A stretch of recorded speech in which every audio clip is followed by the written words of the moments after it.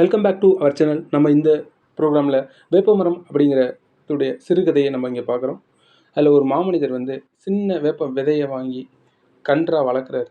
அது வளர்க்குறதுக்காக சூரிய ஒளி நீரை ஊற்றி பொறுமையாக வளர்க்குறாரு.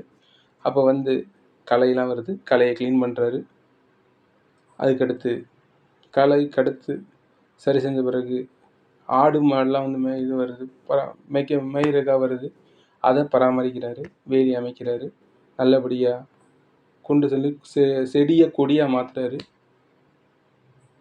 பின்பு பொறுமையாக நீர் ஊற்றி பராமரிச்சதுனால மரமாக கொடியாக வளர்ந்து மரமாக மாறத் தொடங்கியது. காலம் மாறிடுச்சு. மரம் நிழல் கொடுக்க ஆரம்பிச்சிச்சு. கலை உணவாக உண்ண வந்த கால்நடைகள் அங்கே உறங்க ஆரம்பித்தது. அந்த மாமனிதருக்கு பல யுகத்திற்கு அந்த வேப்ப மரம் உறைவிடமாக மாறிவிட்டது. கடைசி வரைக்கும் அவர் 1 வருஷம் தாங்க கஷ்டப்பட்டார். இப்போ கடைசி வரைக்கும் அந்த மரம் தான் அவரை காப்பாற்றுது.